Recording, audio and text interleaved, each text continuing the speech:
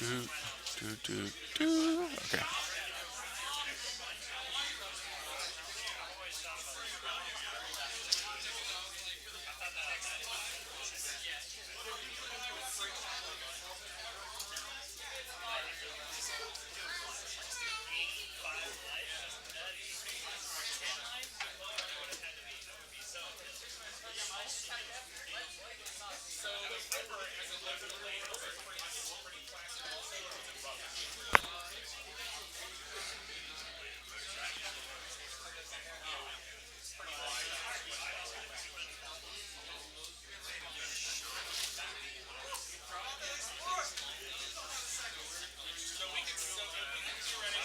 So it looks like they're shuffling. Sorry for the dead time.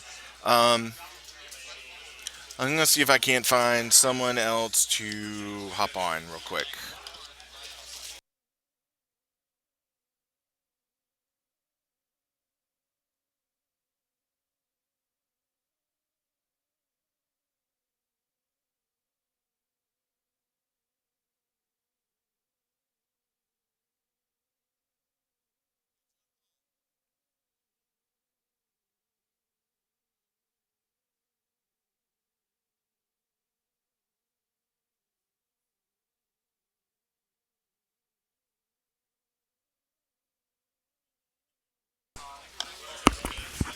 So it looks like they're not done. So I was mistaken. It just seems like they were, I don't know, talking about their growler, scruff accounts or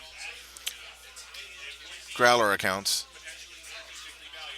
So it looks like John Paul Jansen is playing some kind of black red list. Grixis? I guess I'm talking loud so they can hear me. So so I guess we should update.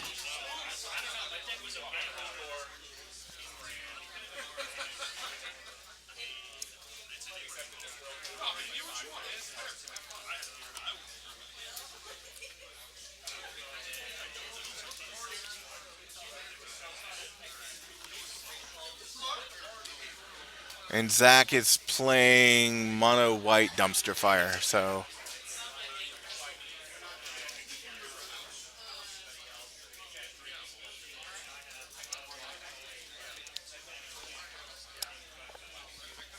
all right. So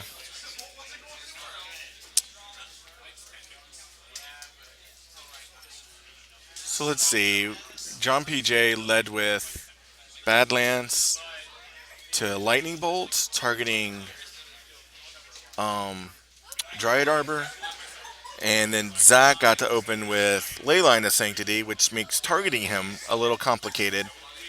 But he got Stone Rain for one red. So let's see what John here. Oh, okay. So we're just going to flood the board strategy, which will have to be faster than Green White Enchantress. So let's update.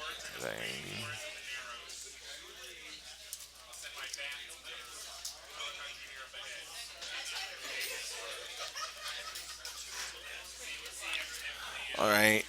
So Sterling Grove into the legendary land that produces white for each enchantment you control. So it looks like he didn't go fishing for anything. And so he's taking three. So that puts Zach at 16. Yeah. 16. And then JPJ should be at 18 from no fetch and uh, Gitaxian Probe.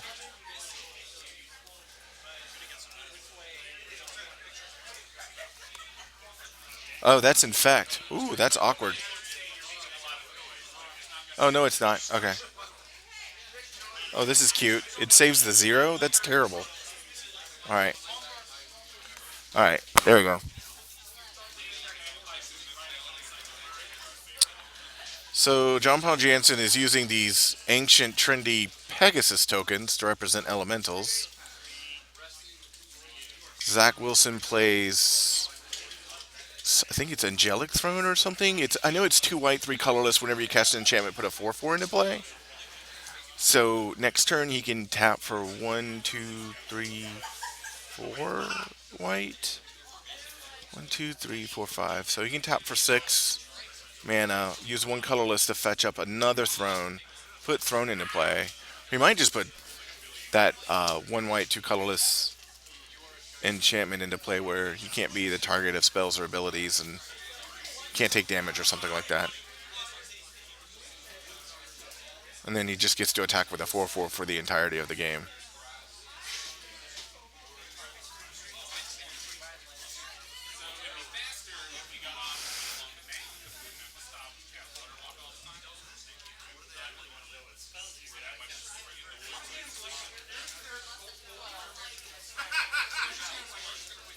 So I think John is lamenting the fact that he had a great opening hand and Zach's cards are just lining up better against him, meaning he had a turn 0 Leyline of Sanctity. So, see how many people we have, see if that's changed. Oh, we're up to 13. Yeah, 13 viewers. Sweet. Really don't know if I'm able to see the chat or if I'm view all rooms. There we go. Sweet. Tusk Vision. Oh, I guess I'm viewing it. Channel chat. Okay, cool. Boom. Y'all are just quiet today, and that's perfectly fine. All right, so John Jansen is swinging in for 5 while he can. There's an elephant grass. Up, it's getting real. He's making angels. So it looks like we have elephant grass into presence into 2/4/4 angels. Zach is now at 11, so I need to update that. Excuse me for 1 second. Um,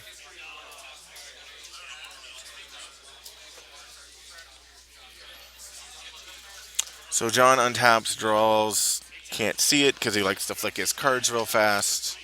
Looks like he has lightning bolts. I actually don't know if that's the real time in the round or not. Right, so that's real time in the round. So John Paul Jansen's turn is active player, so he's turn 0.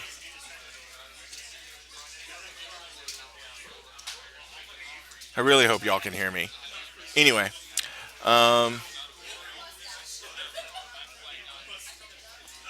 so can't tell what that red card is.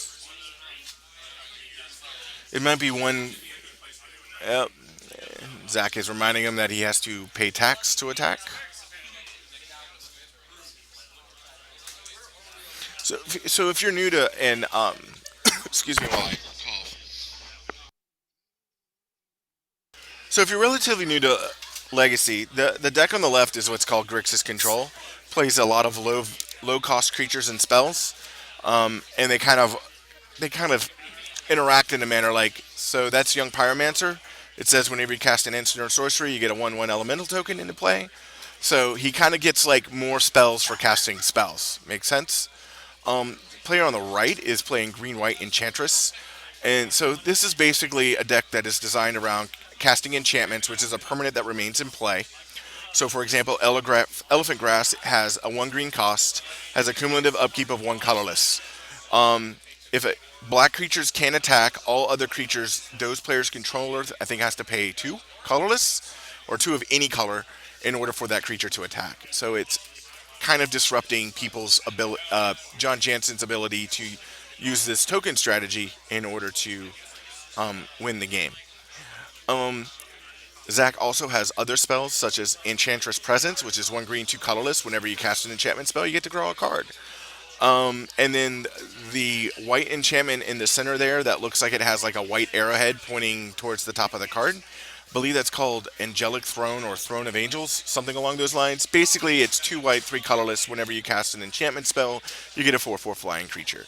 So his entire deck is centered around basically disrupting his opponent from doing what they would normally do, which in this case is attack and target him with spells, drawing cards for casting more enchantments that keep disrupting their opponent, and then basically getting a 4/4 flying creature for every enchantment he casts. So it looks like he sacrificed Sterling Grove, which is 1 green, 1 white. All enchantments you control have Shroud. Pay one of any color, sacrifice it, search your library for any enchantment card, and put it into your hand. Reveal it and put it into your hand. So, and then that white land on Zach's right that he taps for 1 white for each enchantment in Cray, right? So he's making a massive amounts of mana, drawing a whole bunch of cards, and he just gets to keep playing Magic his way. And meanwhile, his opponent gets to watch. Sometimes it's not the funnest thing in the world to do, but you do what you got to do. So I think John Paul Jansen's outs are actually he has a Planeswalker in front of him, which is basically a permanent that has one of numerous abilities. He had that in front of him, and it's being attacked by an angel, and he's bolting that angel. Oh, he's just lightning bolting the angel for value to get an extra 1/1 with. So let's see. He drew another lightning bolt, which has got limited application. Probably would have waited on the bolt. I don't know.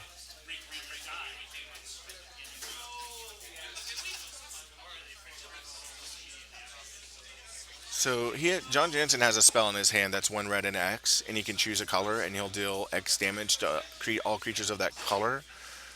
He could go for that now and deal 4, and hit both angels, and that would free up his attack for the following turn. But then he can't pay tax on the animals to attack with. Sudden Demise is the name of that card. My apologies. I'm really good at knowing what cards do. I'm not the best at remembering the names of cards. So, like, what are his outs? Like, his outs would be Anarchy, which I doubt he plays. I'm the only player I know that actually will sideboard Anarchy. Um,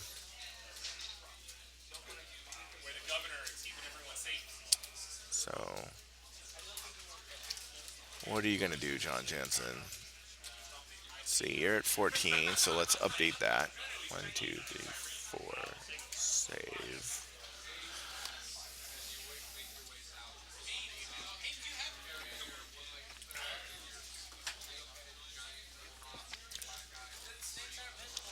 So John Jansen passed the turn.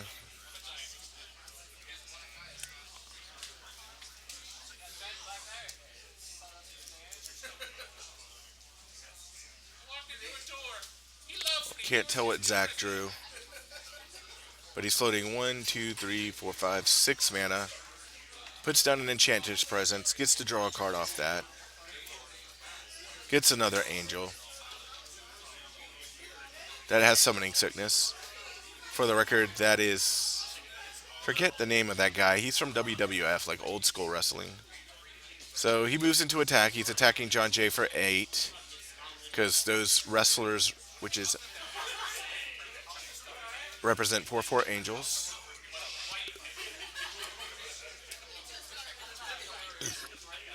So he's going to go to 6.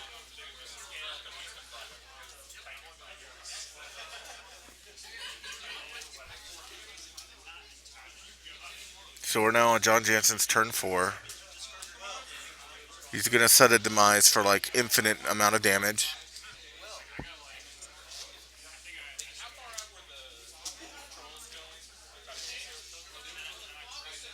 So if you don't understand the blue dice with the numbers, so once time in the round is reached, at whatever the active player is, meaning whoever's turn it is, counts as turn 0.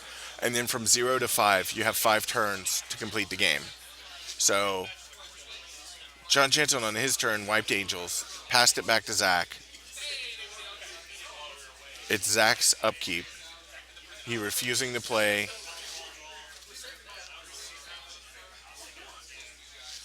He's refusing to play the cumulative upkeep, which is an ability on a card that says basically for every time counter on the card you have to pay whatever the cost for cumulative upkeep is. In this case, it's 1 colorless. He drew.